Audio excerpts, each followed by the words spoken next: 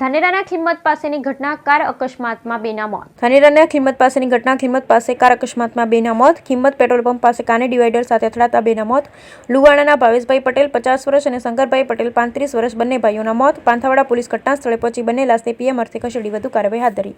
Bureau report પર ઠકડીસા.